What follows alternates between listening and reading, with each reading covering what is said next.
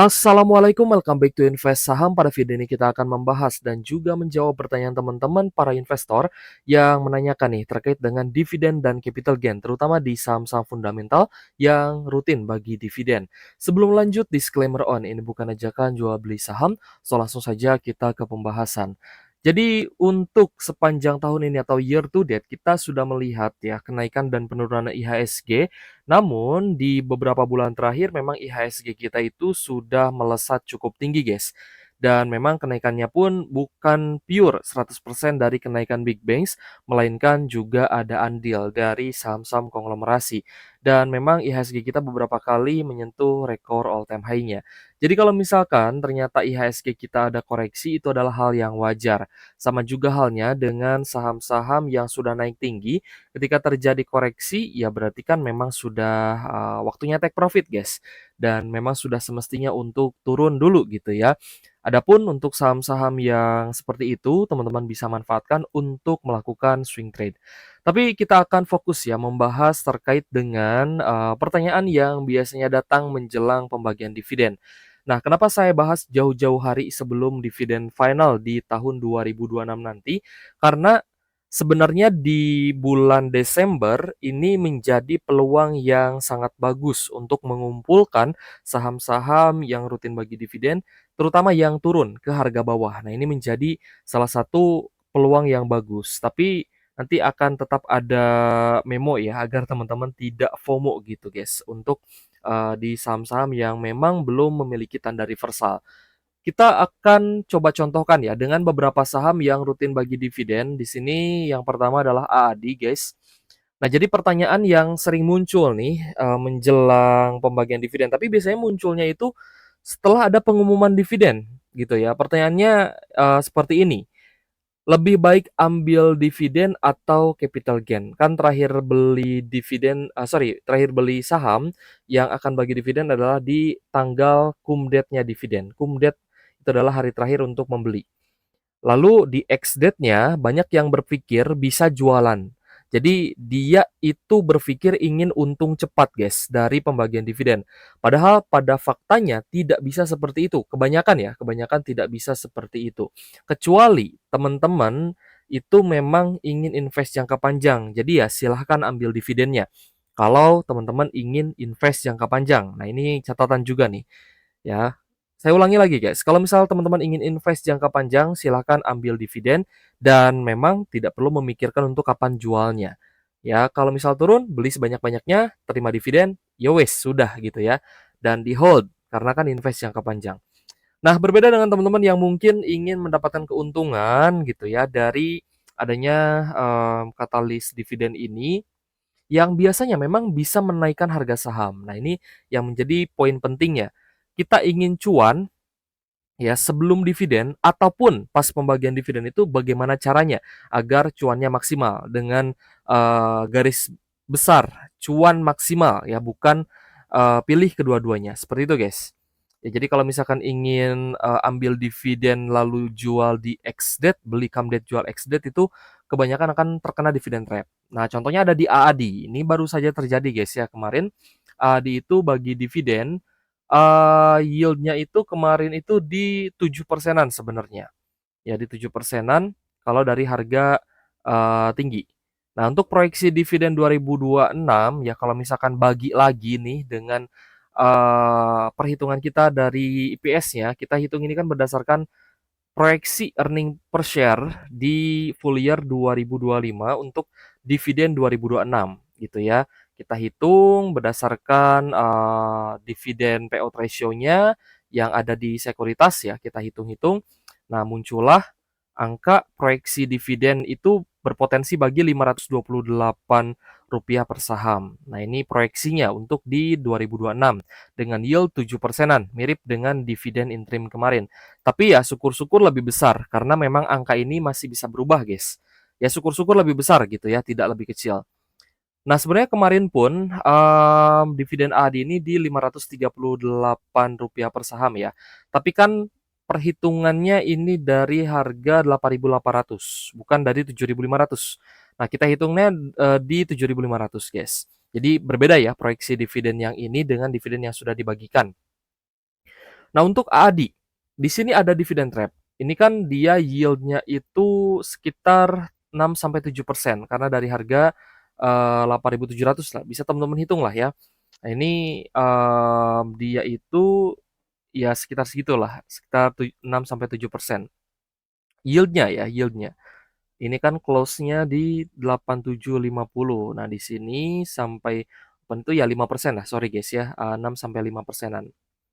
5-6% maksud saya, kalau misal dari harga closing di Kumdet Dividen.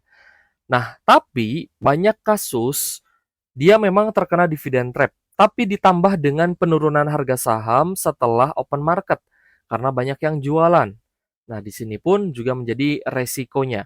Jadi dividen yang teman-teman terima itu bisa dianggap impas jika terkena dividen trap lalu sideways.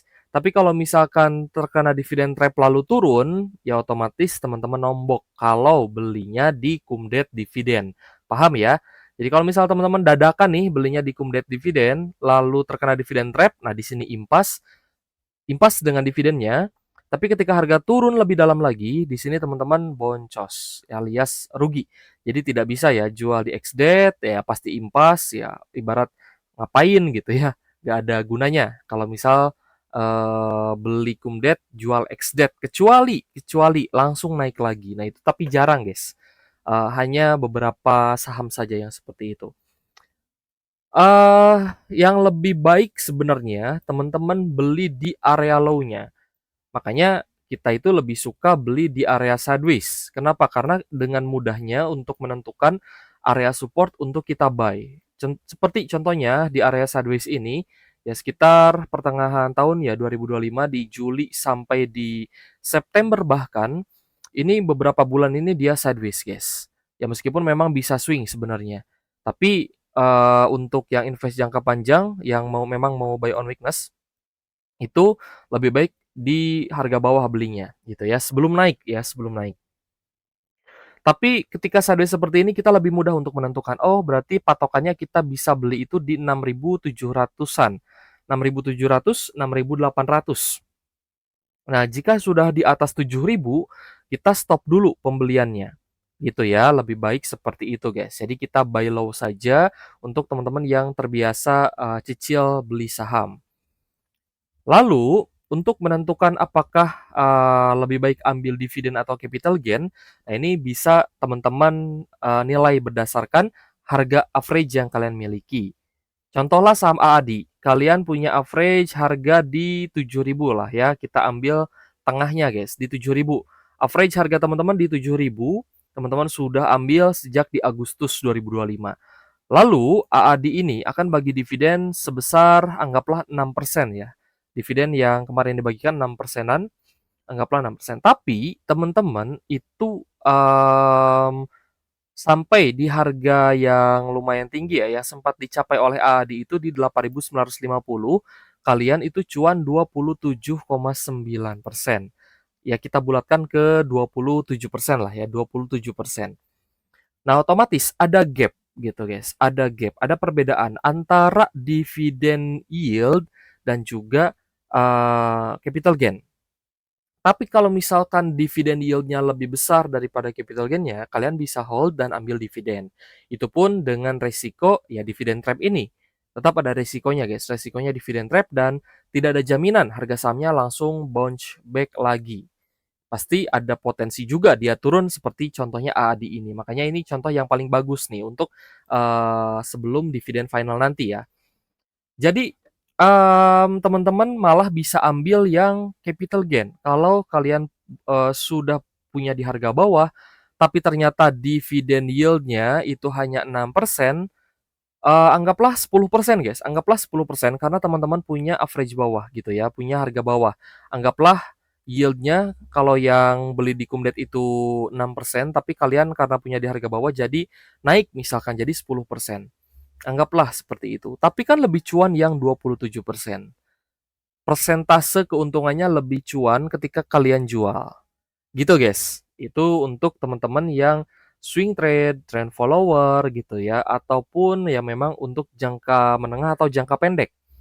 Nah, ini dimaksimalkan ya keuntungannya adalah jual dan ambil capital gain-nya, seperti itu. Jadi misalkan proyeksi dividennya 7%, 10%, ya biasanya sih kalau yang big banks karena di harga bawah ataupun saham-saham lain yang memang rutin dividen tapi dia harganya sedang anjlok ya biasanya bisa sampai guys, 9-10% itu bisa nyampe. Tapi ya rata-rata segitu saja besaran dividennya. Berbeda dengan tahun-tahun 2022 lalu ya di mana banyak sekali saham batu bara yang bisa bagi puluhan persen dividen yield. Jadi capital gain-nya teman-teman misalkan dapat 27%. Nah, ini kan otomatis lebih besar ya, lebih besar dibandingkan dengan dividennya. Nah, ini berarti teman-teman lebih baik ambil capital gain jika ingin memaksimalkan pendapatan atau memaksimalkan profit. Tapi kalau misalnya invest jangka panjang, silahkan hold jangka panjang sampai batas waktu yang kalian inginkan dan ambil dividen. Jelas ya? Kita akan coba lihat juga ya saham yang rutin dividen tapi di harga bawah yaitu PTBA, guys. PTBA kita proyeksikan dividennya karena earning per share-nya turun ya karena memang net income-nya juga turun sekali guys untuk PTBA ini PTBA ya. PTBA teman-teman lihat net income-nya turun ya berbanding juga dengan earning per share-nya yang turun. Di tahun 2024 full year itu Rp443 per saham sedangkan proyeksi full year 2025 itu hanya Rp161 per saham. Jadi meskipun nanti bagi dividen payout ratio-nya 100%, semuanya dibagikan sebagai dividen, tetap akan lebih kecil dibandingkan tahun sebelumnya. Jadi kita anggaplah 100% ya, karena PTBA pernah bagi dividen payout ratio 100%. Jadi di sini kita proyeksikan dividennya di Rp161 per saham. Di harga sekarang, di harga low kemarin ya, penutupan Jumat, itu yield-nya 6,9%. Tapi kita coba hitung potensi capital gain jika ternyata PTBA-nya ini naik menjelang dividen. Ingat ya, naik menjelang dividen, jadi jangan sampai teman-teman kejar-kejaran harga, guys. Nah, di sini bisa dilihat sampai di resisten sebelumnya, teman-teman bisa dapat 12,13% ya. Kita bulatkan 12%. Teman-teman bisa dapat 12% dari capital gain. Ini pun jika kenaikannya terbatas, hanya sampai uh, di atas MA 150 yaitu di resisten sebelumnya ya di sini guys di 2500-an 2590 otomatis 12% lebih besar dong daripada 6,9%. Nah di sanalah teman-teman bisa ambil cuannya ya bisa dijual guys cuannya berarti 12% ya 12% guys. Nah ini kan otomatis lebih besar persentase keuntungan capital gain daripada dividen yang bisa teman-teman ambil sebelum tanggal kumulatif dividen. Atau bahkan teman-teman bisa jual itu saat RUPS. Ya, itu kan sudah ada proyeksinya, proyeksi dividen, oh iya segini, segini, segini, kita hitung, lalu dapatlah angka 6,9%. Kita bulatkan 7% lah. Misalkan, oh proyeksinya 7% nih, tapi kan belum RUPS, belum pengumuman dividen. Nah itu sebenarnya juga bisa guys, teman-teman ambil, teman-teman jual gitu ya, dengan syarat capital gain-nya lebih besar dibandingkan proyeksi dividen. Gitu guys. Jadi kalau misalkan proyeksi dividennya 7%, ya teman-teman lihat capital gain yang kalian dapatkan. Kalau capital gain-nya 10% misalkan, ya lebih baik ambil capital gain, jual sahamnya, lalu teman-teman malah bisa cari saham lain ya yang potensi untuk bisa booming lah atau bisa meroket gitu guys. Ini kita bahas ya karena biasanya di Desember itu memang ya di awal bulan itu biasanya akan terjadi penurunan harga saham. Memang saya proyeksikan seperti itu guys karena IHSG kita kan sudah naik tinggi nih. Jadi kalau misalkan nanti saham Konglok turun, saham Big Banks-nya juga anjlok di net sell asing selama misalkan 3 minggu nih di bulan Desember gitu ya. Itu saya anggap adalah hal yang wajar, hal yang sudah terprediksi gitu ya. Tapi sebenarnya kemarin itu saham Asia itu hijau guys rata-rata. Kita dapat kabar juga ya saham Asia itu hijau karena katalis dari The Fed yang berpotensi akan kembali memangkas suku bunga alias cut rate. Sehingga ya kita jadikan penurunan saham big banks menjadi katalis yang bagus ya, atau kesempatan atau peluang lah untuk kita bisa mengumpulkan barang di harga murah. Karena ya pasti akan selalu seperti itu. Ketika asingnya jualan, retailnya pelan-pelan nyicil. Dan nanti ketika asingnya masuk lagi, harga sahamnya naik lagi, yang jualan adalah retail, yang jualan adalah domestik atau retail gitu ya, dan yang beli adalah asing. Karena Eee, yang saya lihat guys, memang asing ini ingin selalu bertolak belakang dengan retail, dengan kita para retail. Jadi, strategi yang terbaik yang bisa kita lakukan, salah satunya adalah ikut dengan akumulasi asing, itu yang pertama. Tapi kalau misalkan teman-teman agak susah nih untuk, apa ya, bisa dibilang untuk ikut ya, untuk ikut akumulasi asing, teman-teman bisa melakukan, cicil beli dan cicil jual.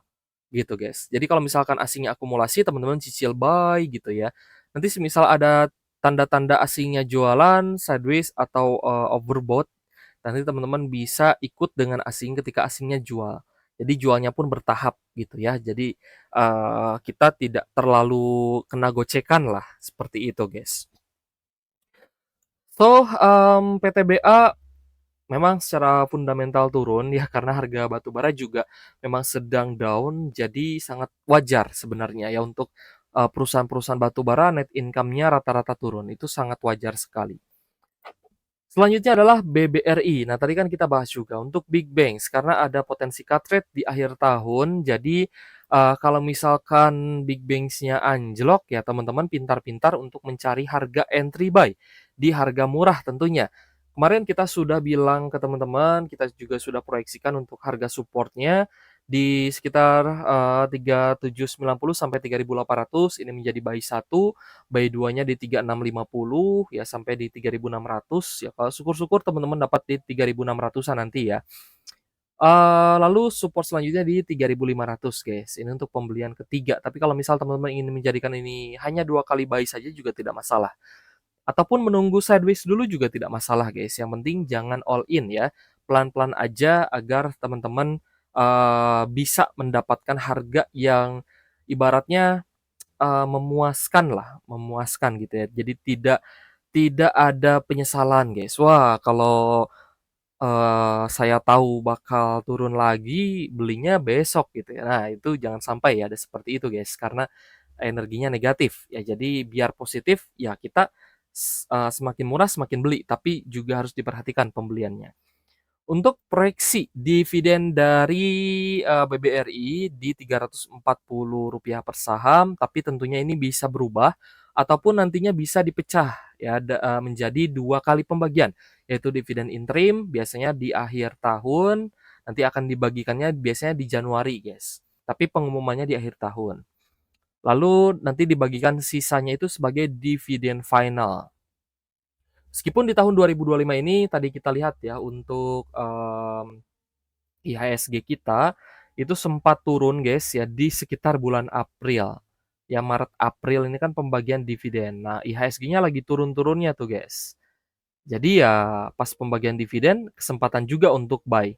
Hasilnya apa? Hasilnya ketika IHSG naik ya teman-teman juga pasti akan cuan di saham-saham yang ikut naik bersama IHSG.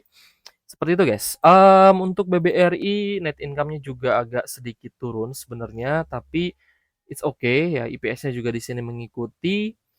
Tapi karena dividen yield-nya ini cukup lumayan guys, jadi tidak ada salahnya ya untuk teman-teman yang mungkin nih, yang mungkin ingin, coba cicil buy juga. Tapi tetap kita lihat guys potensinya. Kalau misalkan kita berhasil nih memborong banyak di harga bawah gitu ya, di harga murah, misalkan nanti sideways-nya sekitar 3.500 sampai 3.600 ya kita akan ambil 3.500-an gitu guys untuk cicil buy. Tapi sampai resisten minor pun, sampai resisten sebelumnya pun, potensi capital gain-nya mencapai 15%. Jadi sangat lumayan sebenarnya. Lebih tinggi dibandingkan dengan dividen yield-nya dari harga sekarang. Apalagi jika BBRI ternyata naiknya ini benar-benar, lebih tinggi. Misalkan ke resisten selanjutnya di sekitar 4.270, ini kan resisten sebelumnya guys. Nah ini ya, beberapa kali, di 4.270, bahkan sempat ke 4.450. Apalagi jika ternyata BBRI menjelang pengumuman dividen itu naiknya 20%. Teman-teman harusnya sudah bisa memilah gitu ya. Oh, lebih cuan ambil capital gain nih, bisa mencapai 20%-an. Ya, kisaran 15-20%. Otomatis keuntungannya kan lebih tinggi dibandingkan dengan potensi dividen yield. Ini khusus ya untuk teman-teman yang swing trade, trend following, lalu untuk jangka pendek, jangka menengah. Kalau untuk jangka panjang atau memang yang sudah invest sejak lama, either teman-teman portonya merah ataupun hijau sekarang.